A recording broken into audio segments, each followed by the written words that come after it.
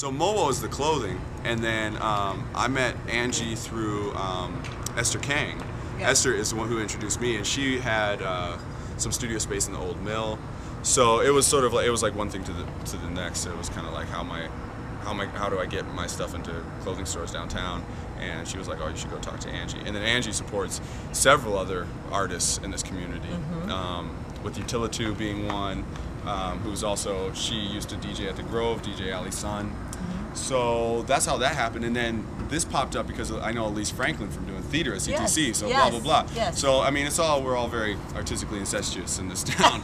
And it's a small town. It's a small town, right? Yeah. But an incredibly gifted town when it comes to... Yeah, there's a lot of stuff that's popping off in this town. Yeah, it really is. So, in any case, she was the one who told me about, Gavin was asking for artwork for an art hop, and then I just brought up a fashion show with him, and he was like, yeah, and then I suckered Angie into doing this with me, pretty much. But they're having their 3rd year anniversary. Yes. And they're moving into what used to be West Side Video, which was awesome because, I mean, like, I used to work at West Side Video, and I was like, what is this going to be, another Starbucks or whatever, blah, blah, blah. So the fact that it's turning into another local establishment, and this time it's going to hold.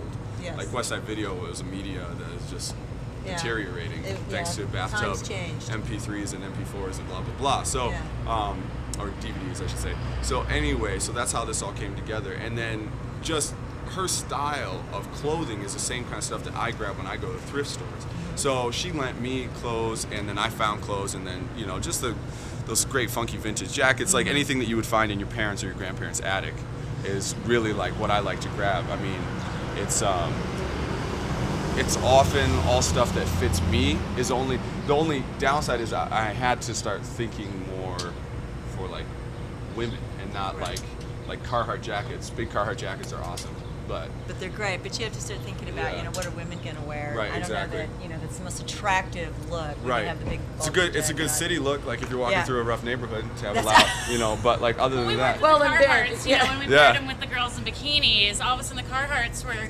Well, then it looks so good. Big totally. No, that's great. So all that, I mean, it's just all come together really well. But like this is exactly what it's been. I mean, it's like I've done enough theater. I did Odyssey of the Mind and stuff or whatever. Like your backdrop falls apart, you got to figure out what to do because the show's still happening anyway. Right, so. Right. It doesn't stop. Yeah, yeah. I mean, and then in the line of however many musicians there are out there who are also that start their own clothing line, and like I'll be mashing some sort of berries together to make a perfume in a couple months or whatever. You know, it's like it was appropriate, but it was not to be totally obnoxious. It is something that I really love to do. So it was nice that she was like opening it up, and then MoWo just became my clothing line, you know. But it's wearable art. It's not, you can take it in the rain, it'll just be different when you're done wearing it, you know. Right.